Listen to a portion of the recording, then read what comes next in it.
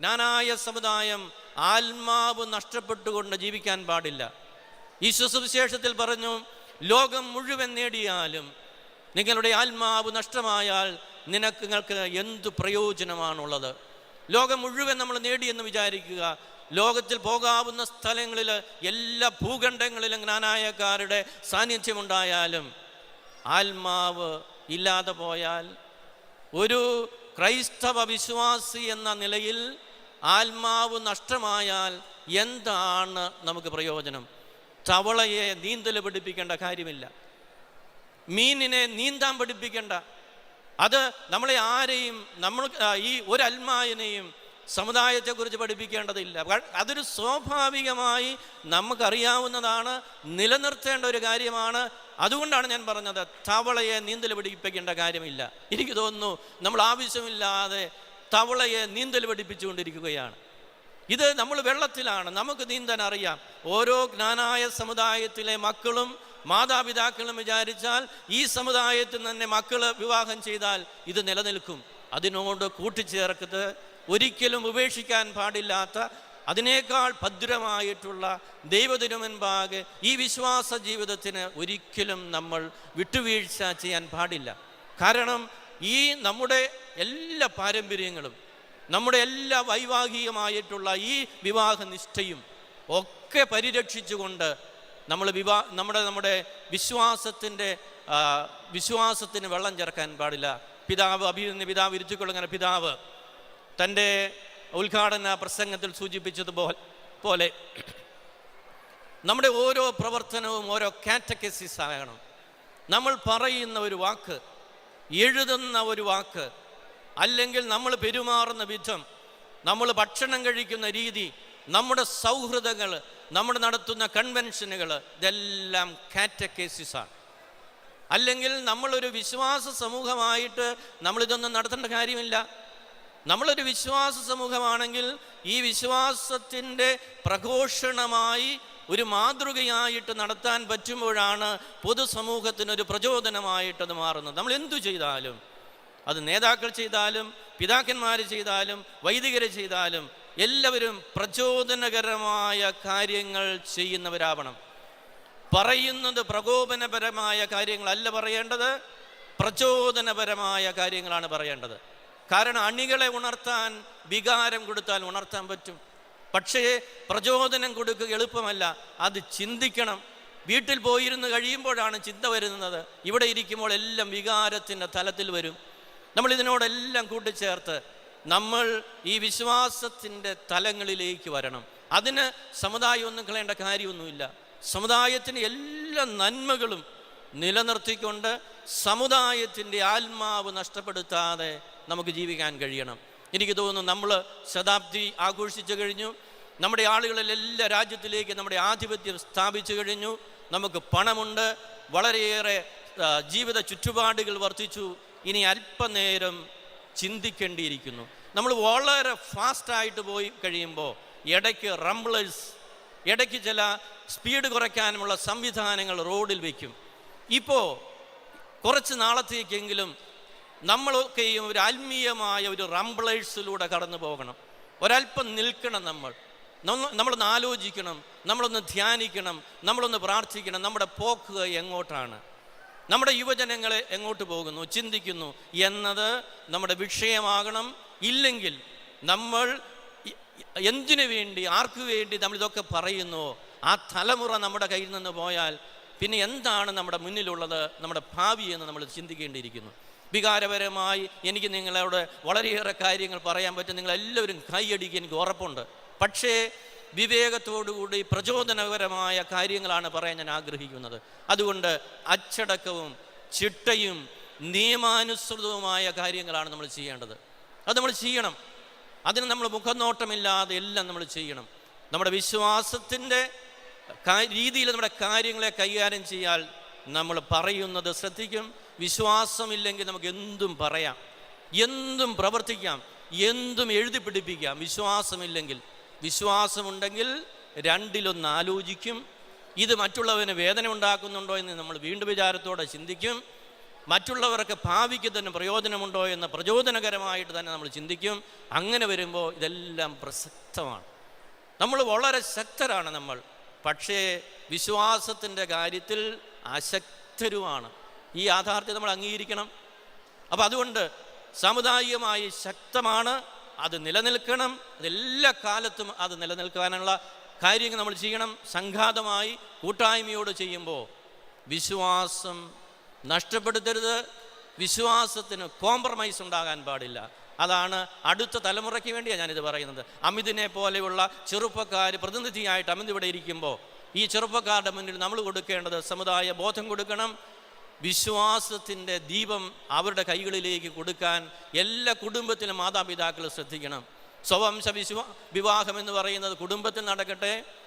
കുടുംബത്തിൽ മാതാപിതാക്കൾ ശ്രദ്ധിച്ച്, മക്കൾ ശ്രദ്ധിച്ച് ഇതങ്ങ് നീണ്ടു നിൽക്കും, യാതൊരു സംശയവുമില്ല. പക്ഷേ ഇന്ന് മാതാപിതാക്കൾ പോലും ഭയപ്പെടുന്നു. മക്കൾ എവിടെയായിരിക്കുമെന്ന് ഭയപ്പോടുകൂടിയാണ് മാതാപിതാക്കൾ കരുതുന്നത്. പിന്നെ എങ്ങനെ വിവാഹ നിശ്ചയമൊക്കെ നിലനിർത്തും? എളുപ്പമല്ല. അപ്പോൾ ശ്രദ്ധ വേണം, ജാഗ്രത വേണം, വിചാരം വേണം, വിവേകം വേണം, വിശുദ്ധി അല്ലെങ്കിൽ വിശ്വാസം നമ്മുടെ മുന്നിൽ വേണം. ജനതയ്ക്ക് വളരെയേറെ വെല്ലുവിളികൾ ഓരോ കാലഘട്ടത്തിലും നേരിടേണ്ടതായിട്ടുണ്ട്. ഒരിക്കലും ആ ഒരു വെല്ലുവിളി നമുക്ക് ഒഴിവാക്കാൻ കഴിയില്ല. നമ്മളൊരു കുടിയേറ്റ ജനതയായി നിലനിൽക്കുന്നിടത്തോളം കാലം എല്ലാ കാലഘട്ടങ്ങളിലും മാറി മാറി നമ്മുടെ മുന്നിൽ വെല്ലുവിളികളുണ്ടാവും. ഇന്നത്തെ ആധുനിക കാലഘട്ടത്തിൽ നമ്മൾ എങ്ങനെ ഈ ക്രൈസിസിനെ മാനേജ് ചെയ്യും എന്നതിൻ്റെ അടിസ്ഥാനത്തിലാണ് നമ്മുടെ നിലനിൽപ്പ് എന്ന് പറയുന്നത്. 1960കളിൽ അമേരിക്കയിലേക്ക് കുടിയേറ്റം ആരംഭിച്ചു.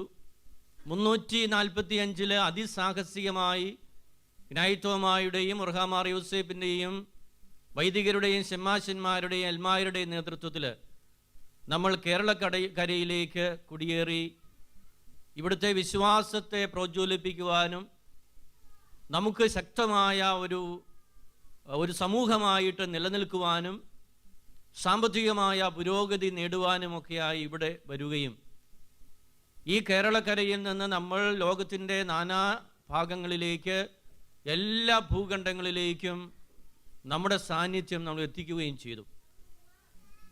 അതുകൊണ്ട് തന്നെ ആദ്യകാലത്ത് കേരളത്തിൽ ഒതുങ്ങി നിന്നിരുന്ന നമ്മുടെ സഭാ സമൂഹത്തിന് അതിൻ്റേതായ വെല്ലുവിളികൾ നമുക്കുണ്ടായിരുന്നു. നമുക്ക് പല കാര്യങ്ങളും ലഭിച്ചിരുന്നത് സമയത്തല്ലെങ്കിലും താമസിച്ചാണ് പലതും ലഭിച്ചിരുന്നത്. അപ്പോൾ അത് സഭാപരമായിട്ടും മറ്റ് എല്ലാ മേഖലകളും സാമുദായികമായിട്ടും ചരിത്രപരമായിട്ട് നമ്മുടെ വളർച്ച സാവധാനമുള്ളതായിരുന്നു. നമ്മളൊരു ചെറിയ സമൂഹമാണ്. ആ ചെറിയ സമൂഹം തന്നെ ഒരു കുടിയേറ്റ ജനതയാകുമ്പോൾ സ്വാഭാവികമായിട്ട് ഞാൻ ആദ്യം സൂചിപ്പിച്ച ആ വെല്ലുവിളികൾ എല്ലാ കാലവും ഉണ്ടാവും.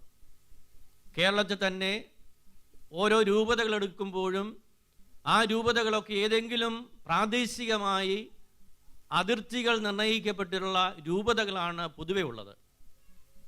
അങ്ങനെ അതിർത്തി നിർണയിച്ച് ഏതെങ്കിലും പ്രത്യേക സ്ഥലത്തേക്ക് വേണ്ടി ഒരു രൂപത സ്ഥാപിക്കപ്പെടുന്ന സ്ഥാനത്താണ് കോട്ടയം അതിരൂപത ജ്ഞാനായക്കാർക്ക് വേണ്ടി മാത്രമായി 1911 അനുവദിച്ച് ലഭിക്കുന്നത്. ഈ ജ്ഞാനായക്കാരാണ് ഇന്ന് ലോകത്തിൻ്റെ എല്ലാ ഭാഗങ്ങളിലും ക്രൈസ്തവ സാന്നിധ്യമായിട്ട് നിലകൊള്ളുന്നത്. അതുകൊണ്ട് തന്നെ നമുക്ക് ഇന്ന് നാട്ടിലുള്ള ഇടവകളിൽ ഇന്ന് നമ്മുടെ ആളുകൾ ഉള്ളതിനേക്കാൾ കൂടുതൽ ആ ഇടവക അംഗങ്ങളായിട്ട് ലോകത്തിന് നാനാഭാഗത്ത് ആളുകളുണ്ട്. പേരിന് മാത്രം നമ്മുടെ ഇടവക അംഗമായി നിലനിന്നുകൊണ്ട് നമ്മുടെ സാന്നിധ്യം മറ്റുള്ള രാജ്യങ്ങളിലേക്ക് നമ്മൾ വ്യാപിപ്പിക്കുമ്പോൾ ഒന്ന് ആ രാജ്യത്ത് നിലയുറപ്പിക്കാനുള്ള പ്രായോഗിക ബുദ്ധിമുട്ടുകൾ ഒരു വശത്ത്, സാമുദായികമായിട്ട് നിലനിൽക്കാനുള്ള വെല്ലുവിളികൾ മറ്റൊരു വശത്ത്, സഭാപരമായിട്ടുള്ള നമുക്ക് ലഭ്യമാകേണ്ട കാര്യങ്ങൾ താമസിക്കുന്നതിനുള്ള പ്രശ്നങ്ങൾ നിലനിൽക്കുന്നു. അപ്പോൾ നമ്മളെ സംബന്ധിച്ചിടത്തോളം ഇങ്ങനെ വളരെയേറെ കാര്യങ്ങൾ ഇതിൻ്റെ മുന്നിൽ, നമ്മുടെ വളർച്ചയുടെ മുന്നിലുണ്ട്. സുവിശേഷത്തിൽ പ്രാർത്ഥനയെക്കുറിച്ച് പറയുന്നുണ്ട്. പ്രാർത്ഥനയെക്കുറിച്ച് ഈശോ മിശിഹ പഠിപ്പിക്കുന്നത് നിങ്ങൾ സ്ഥിരമായി ഇടതടവില്ലാതെ പ്രാർത്ഥിക്കുക.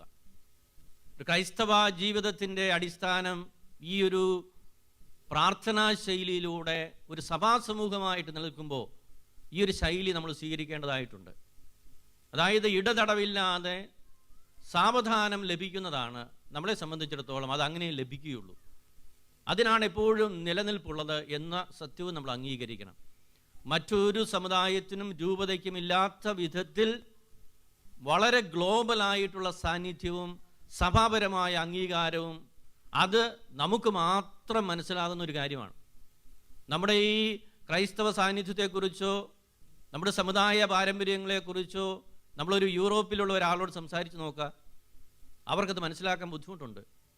അപ്പോൾ അങ്ങനെയാണ് നമ്മളെ സംബന്ധിച്ചിടത്തോളം നമുക്ക് മാത്രം മനസ്സിലാക്കാൻ പറ്റുന്നതും മറ്റുള്ളവർക്ക് മനസ്സിലാക്കാൻ ബുദ്ധിമുട്ടുള്ളതുമായ ഒരു യാഥാർത്ഥ്യത്തിലാണ് നമ്മൾ നിൽക്കുന്നത്.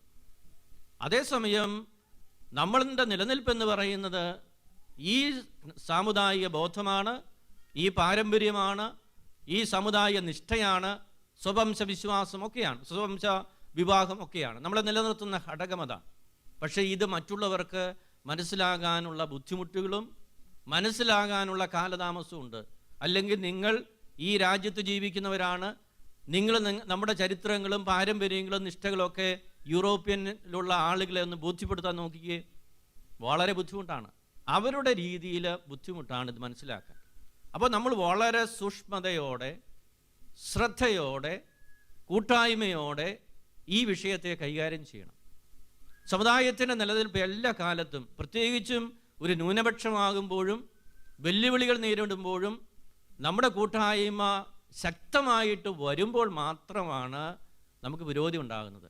വിഭാഗീയമായിട്ട് നമ്മൾ ചിന്തിക്കുമ്പോൾ, വ്യത്യസ്തമായിട്ട് ചിന്തിക്കുമ്പോൾ നമ്മൾ ഭിന്നിക്കപ്പെടുന്നു, നമ്മൾ ഉദ്ദേശിക്കുന്ന കാര്യങ്ങൾ അത് നമുക്ക് ലഭിക്കാതെ പോകുന്നു എന്നുള്ളതും യാഥാർത്ഥ്യം നമ്മൾ വിസ്മരിക്കാൻ പാടില്ല. അപ്പോൾ ഈ ഒരു കുടിയേറ്റ ജനതയ്ക്ക് ഈ ചലഞ്ചസ് ഉണ്ട്. അതിനി നമുക്ക് മുന്നോട്ട് കൂടുതലായിട്ടുണ്ടാകും. മറ്റൊരു രൂപതയ്ക്കോ സമുദായത്തിനോ ഇതേ രീതിയിൽ ഉണ്ടാവില്ല. അപ്പോൾ ഇത് നമ്മൾ മനസ്സിലാക്കണം. കാരണം നമ്മൾ ലോകം മുഴുവൻ വ്യാപിച്ചു കിടക്കുന്നു. ഇനി കേരളത്തിലല്ല നമ്മളെ സംബന്ധിച്ചിടത്തോളം നമ്മുടെ സാന്നിധ്യം, അത് ലോകം മുഴുവൻ വ്യാപിക്കുന്നു. അപ്പോൾ പ്രായോഗികമായി നമുക്ക് വളരെയേറെ കാര്യങ്ങൾ അജപാലനപരമായി സഭാപരമായി നമുക്ക് ലഭിക്കേണ്ടതുണ്ട്. ഇല്ലെങ്കിൽ നമ്മുടെ അസ്തിത്വം എന്ന് പറയുന്നത് ബുദ്ധിമുട്ടാണ്.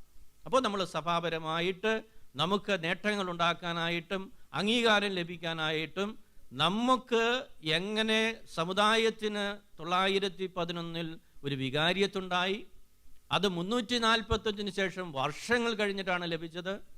അതേ തുടർന്ന് നമുക്ക് ഒരു രൂപതയുണ്ടാകുന്നു, അതേ തുടർന്ന് നമുക്കൊരു അതിരൂപത ഉണ്ടാകുന്നു, അതേ തുടർന്ന് നമ്മുടെ ആളുകൾ മറ്റെല്ലാ രാജ്യങ്ങളിലുമായിട്ട് വ്യാപിച്ചു കിടക്കുന്നു. ഇതെല്ലാം നമുക്ക് ലഭിക്കേണ്ടത് സീറോ മലബാർ സിനഡിലൂടെ, നമ്മുടെ സഭയിലൂടെ വേണം നമുക്ക് ലഭിക്കുവാൻ. അതിന് ഈ കാലഘട്ടത്തിൽ എനിക്ക് തോന്നുന്നു നമ്മൾ ഒന്നിച്ച് നിൽക്കേണ്ട, ഒന്നിച്ച് ചിന്തിക്കേണ്ട, ഒന്നിച്ച് പ്രവർത്തിക്കേണ്ട സാഹചര്യം ഇന്ന് വളരെയേറെയുണ്ട്. നമ്മൾ വ്യത്യസ്തമായിട്ടല്ല ചിന്തിക്കേണ്ടത്, ഒന്നിച്ച് ചിന്തിക്കുക, ഒന്നിച്ച് പ്രവർത്തിക്കുക എന്നുള്ളതാണ്. പ്രത്യേകിച്ചും ഒരു ന്യൂനപക്ഷം, അത് ഏത് രാഷ്ട്രീയമാണെങ്കിലും സഭയാണെങ്കിലും നമ്മൾ ഒന്നിച്ച് നിൽക്കുമ്പോഴാണ് അത്. അപ്പോൾ ഇന്ന് പിതാക്കന്മാരും വൈദികരും സന്യസ്തരും അൽമായരും അടങ്ങുന്ന ജ്ഞാനായ സമുദായത്തിൻ്റെ ചരിത്രപരമായ ആ കൂട്ടായ്മ, അങ്ങനെയാണ് അതിനെ വിശേഷിപ്പിക്കുവാൻ ഞാൻ ആഗ്രഹിക്കുന്നത്. കാരണം നമ്മൾ ഒന്നിച്ചാണല്ലോ ഇവിടെ വന്നത്.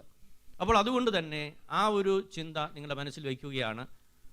രണ്ടാമത്തെ കാര്യം, നമ്മളൊരു കുടിയേറ്റ ജനതയായിട്ട് മറ്റ് സംസ്കാരങ്ങളുടെ ഭാഗമായിട്ട് നിൽക്കുമ്പോൾ അവിടെ ഈ മറ്റ് സംസ്കാരത്തിലുള്ള ഒരു നന്മ അവിടെയുണ്ട്.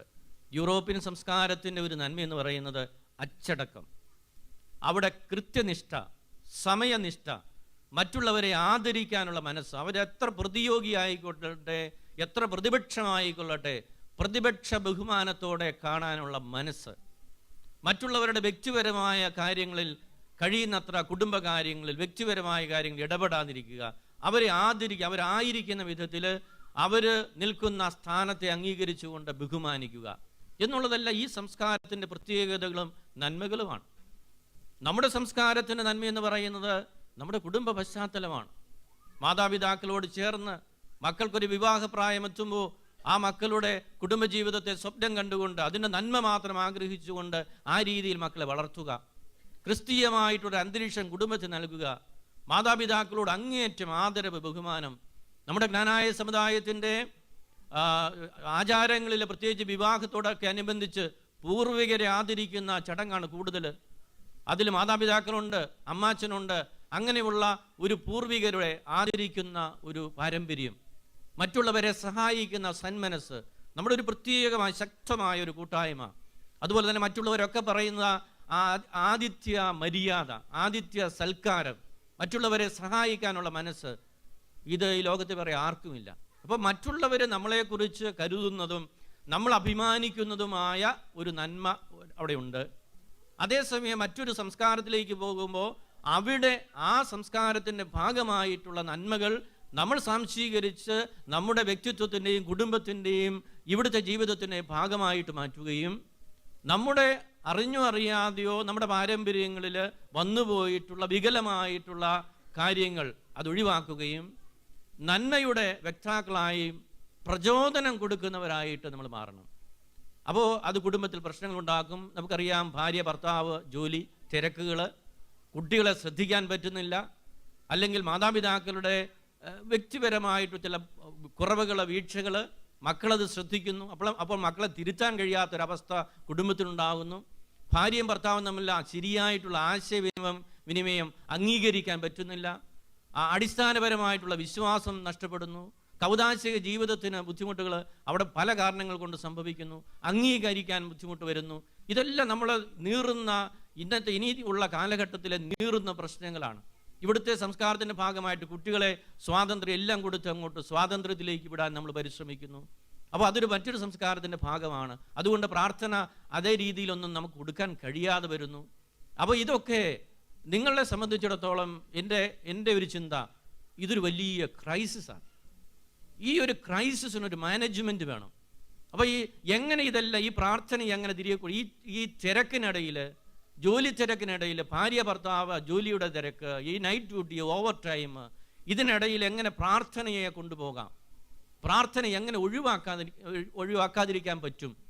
നമ്മൾ യാത്ര ചെയ്യുമ്പോൾ അല്ലെങ്കിൽ കുടുംബത്തിൽ ഒന്നിച്ചു വരുന്ന സന്ദർഭങ്ങൾ ഉണ്ടാകുമ്പോൾ പ്രാർത്ഥന അനിവാര്യമായിട്ട് കാണുക, പ്രാർത്ഥന ഒഴിവാക്കാതിരിക്കുക.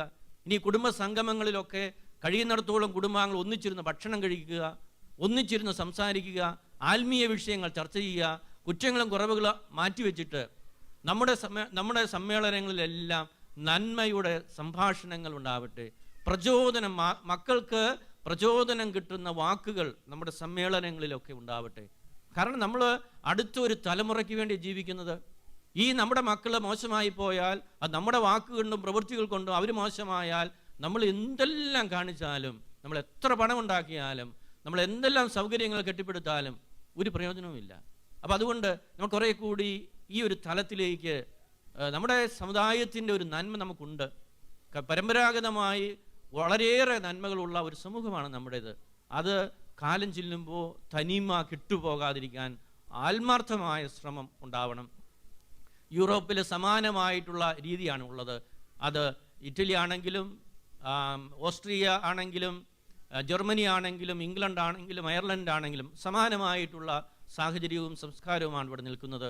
പ്രശ്നങ്ങളൊക്കെ എല്ലാ കുടുംബത്തിനും ഉണ്ടാകും, കാരണം കൂടുതലാണ് ഉണ്ടാകാനായിട്ട് പോകുന്നത്. അപ്പോൾ അവിടെ ഒരു മാനേജ്മെൻറ്റ് ശൈലി മാതാപിതാക്കൾ സഭാപരമായിട്ട് നമ്മൾ ഏറ്റെടുത്തില്ലെങ്കിൽ അടുത്ത ഒരു തലമുറയിൽ നമ്മുടെ മക്കൾ എന്ന് പറയുന്നത് നമ്മൾ പ്രതീക്ഷയർപ്പിക്കുന്ന, നമുക്ക് നമ്മുടെ ഭാവിയായിരിക്കുന്ന നമ്മുടെ കുട്ടികൾക്ക്, യുവതി യുവാക്കന്മാർക്ക് ഇത് അവർ വഴിതെറ്റി പോകാതിരിക്കാൻ നമ്മൾ നിയന്ത്രണം ഏർപ്പെടുത്തണം, നമ്മൾ ശ്രദ്ധിക്കണം. പ്രത്യേകിച്ച് പ്രായം ചെന്നവർ, മുതിർന്നവർ ശ്രദ്ധിക്കേണ്ടിയിരിക്കുന്നു. ഞാൻ അവസാനിപ്പിക്കുകയാണ്. എനിക്ക്